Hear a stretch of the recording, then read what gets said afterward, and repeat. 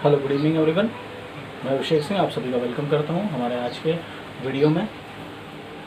आज का हमारा टॉपिक जो है वो है पावर्स एंड एक्सपोनेंट्स। आज हम लोग देखेंगे पावर्स एंड एक्सपोनेंट्स होते क्या है। पहले हम टॉपिक एक्सप्लेन करेंगे, ठीक है, उसके कुछ लॉज एक्सप्लेन करेंगे, फिर हम लोग कुछ क्वेश्चंस भी सॉल्व करेंगे, ठीक है। चलिए चलते हैं हम लोग अपनी वीडियो पर।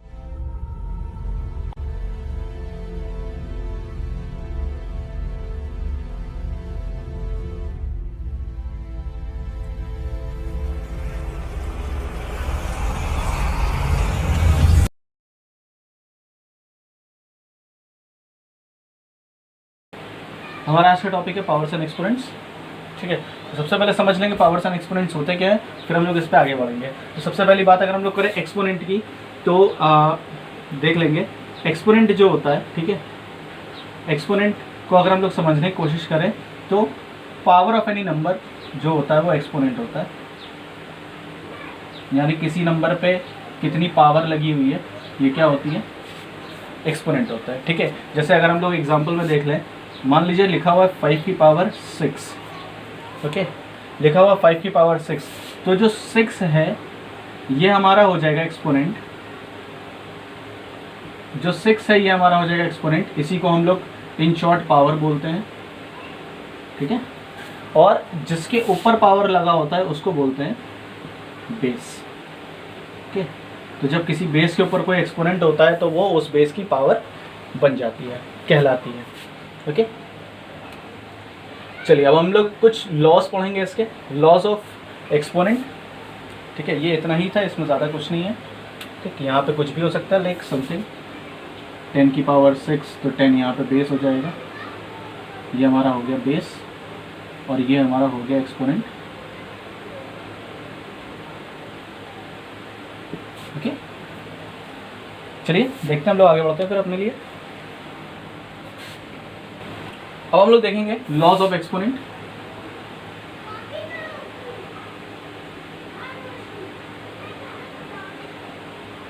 तो लॉज ऑफ एक्सपोनेंट सबसे पहले समझ लेंगे लॉज होते हैं। लॉज का मतलब सीधा सीधा है कि जो रूल्स होते हैं जिसके बिहाफ पे हम लोग एक्सपोनेंट जो है उसको अप्लाई करेंगे, ठीक है। तो सबसे पहला रूल जो होता है हमारा, सबसे पहला रूल एक्सपोनेंट का बोलता है, ध्यान से समझ लीजिएगा क्योंकि ये बहुत काम आता है। बहुत सारे बच्चे जो है माइनर सी क्वेश्चंस में ये प्रॉब्लम करते हैं, तो इस चीज़ को अगर आप समझ के चलोगे तो ईजी टू अंडरस्टैंड हो जाएगा एंड ईजी टू सॉल्व हो जाएगा आपके लिए, ठीक है। अगर आप इसको अच्छे से समझ लेते हो, वैसे बहुत टफ नहीं है, ये बहुत इजी है, ये इजी टू अंडरस्टैंड है। अगर आप इसको समझ लेते हो तो बहुत ईजिली आप इसको अप्लाई कर सकते हो और ईजिली आप क्वेश्चन को सॉल्व कर सकते हो। तो सिंपल समझ लेंगे, अगर किसी भी कोई भी दो नंबर्स जिनका बेस सेम है, ठीक है, a की पावर m इंटू b की पावर a की पावर n, ठीक है। कोई भी दो ऐसे टर्म जिनका बेस कैसा है, सिमिलर है, लेकिन पावर कैसी है, डिफरेंट है, ठीक है। अगर ये मल्टीप्लाई होते हैं तो इनकी पावर्स जो है वो आपस में ऐड हो जाती हैं, ठीक है। जब कोई दो सेम बेस के नंबर जिन पे पावर अलग अलग हो, ठीक है, या सेम पावर हो, अगर आपस में मल्टीप्लाई हो रहे होते हैं तो उनकी पावर्स में क्या हो जाता है, एडिशन हो जाता है, ओके। इनकी पावर्स जो होती हैं वो ऐड हो जाती हैं। ये हमारा फर्स्ट लॉ ऑफ एक्सपोनेंट है, ठीक है। ऐसे सेकेंड के लिए हम लोग प्रोसीड करेंगे, तो याद रखिएगा हम लोगों ने पढ़ लिया मल्टीप्लाई, अब हम लोग चलेंगे डिवाइड पे, ठीक। अगर किसी कोई भी नंबर है जिसका बेस जो है वो सेम है, ठीक है, और पावर्स अलग अलग है। अब बेस सेम है, पावर अलग अलग है, काम हो रहा है, अभी ऊपर हो रहा था मल्टीप्लाई, अभी हो रहा है हमारा डिवाइड, ठीक है। डिवाइड का साइन लगा हो ना लगा हो उससे मतलब नहीं, अगर अपॉन यूज़ कर रहे हैं इसका मतलब डिवाइड होता है, ठीक। तो a की पावर m है और a की पावर n है यहाँ पे, ठीक है। तब देखेंगे हमको पावर m और n अलग अलग मिल रही है, लेकिन बेस कैसा है, इक्वल है। तो याद रखिएगा जब भी ऐसा काम होता है तो पावर्स हमेशा क्या हो जाती हैं, सबट्रैक्ट हो जाती हैं। यानी कि एक चीज़ याद रखिएगा, जब बेस सेम है, पावर्स अलग अलग है और बीच में मल्टीप्लाई हो रहा है तो हमारी पावर्स ऐड हो जाएंगी, ठीक है। वहीं अगर बीच में डिवाइड का साइन लग रहा है और पावर बेस सेम है, पावर्स अलग अलग है, तो दोनों पावर्स क्या हो जाएंगी, सबट्रैक्ट हो जाएंगी, ठीक है। इसमें ये कोई कंपलसरी नहीं है, ठीक है, कि पावर्स अलग अलग हो सकता है इसमें क्वेश्चन आपको ऐसे दे दे 6 की पावर 5 इंटू 6 की पावर 5, तो कॉमन है, हमको पता चल जाएगा 6 की पावर 5 इंटू 6 की पावर 5 क्या हो जाएगा, 6 की power 5 plus 5 is equals to 6 की पावर 10। ठीक, इजी है, कुछ नहीं है, ठीक है ना। ये सिर्फ एक रूल है, तो इसमें ज़्यादा कुछ हेडेक लेने की नीड नहीं है। आपको पावर सेम मिले डिफरेंट मिले, हमको काम एक ही करना है, ठीक है। ऐसे अगर हम लोग नीचे की बात कर लें, तो अगर हम लोग को ऐसे कुछ मिल जाए 2 की पावर 3 अपॉन 2 की पावर 3, तो बेस सेम है, पावर्स क्या हो जाएंगी सब्ट्रैक्ट, अभी आ जाएगा 2 का पावर 0, या हम लोग सिंपल अगर सिंपल लैंग्वेज में सॉल्व करें 2 की पावर 3 माइनस 3, और अगर सेम नंबर माइनस होता है तो आंसर क्या आ जाता है 0। याद रखिएगा जब किसी भी नंबर की पावर 0 होती है तो उसका आंसर हमेशा 1 आता है, ठीक है।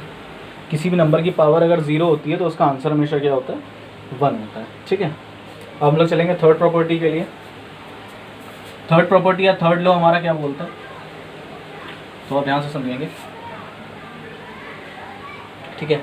अब बीच में जो नंबर्स हैं वो डिफरेंट हो जा रहे हैं, ठीक है। जैसे a की पावर m इंटू बी की पावर m, यानी कि पहले हम लोगों ने ऊपर पढ़ा था पावर्स अलग अलग होंगी, बेस सेम होगा, अब बेस अलग अलग है और पावर्स सेम है, ठीक है। तो इस केस में क्या हो जाएगा, इस केस में कुछ नहीं होगा, ये जो पावर है ये होल पावर बन जाती है, ठीक है। अब ये मल्टीप्लाई में हो या एडिशन में हो उससे हमको मतलब नहीं है, ठीक है। ये जो पावर है ये होल पावर बन जाती है, जैसे हम लोगों ने पढ़ा a प्लस बी का होल स्क्वायर, ठीक है। इसका एक सिंपल सा एग्जांपल ले लें अगर हम लोग मल्टीप्लाई में ही, तो 6 की पावर 5 इंटू 3 की पावर 5, ठीक है। तो जो रिजल्ट आएगा क्या आ जाएगा,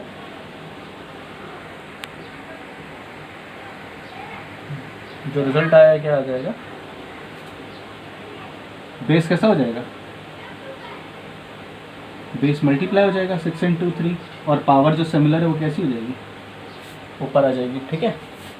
जो हम लोगों ने यहाँ पे किया है a की पावर m इंटू बी की power m is equals to a into b की होल पावर m। देखिए यहाँ पे a इसको मान लिया, बेस को मान लिया, पावर हम लोग की दोनों की m है, तो a इंटू बी की होल पावर क्या हो जाएगी, m हो जाएगी, ठीक है। चलिए अब हम लोग नेक्स्ट प्रॉपर्टी के लिए प्रोसीड करेंगे।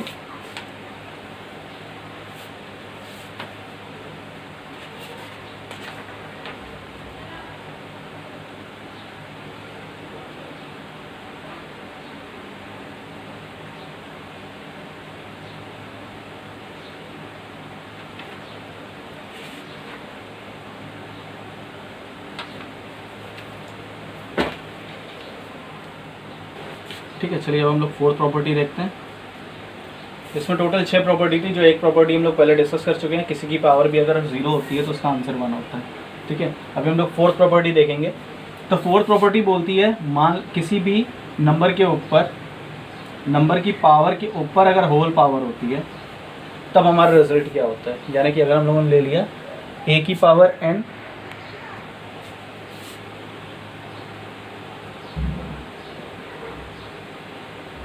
a की पावर m की होल पावर n, अगर हम लोगों ने ले लिया तो, ठीक है। तो हमारा रिजल्ट क्या आएगा, याद रखिएगा जो पावर होती हैं ये मल्टीप्लाई हो जाती हैं, ठीक है। पावर्स क्या हो जाती हैं, मल्टीप्लाई। जैसे अगर हम लोगों ने मान लीजिए क्वेश्चन देख लिया, ले लिया 6 का स्क्वायर की होल पावर 3, ठीक है।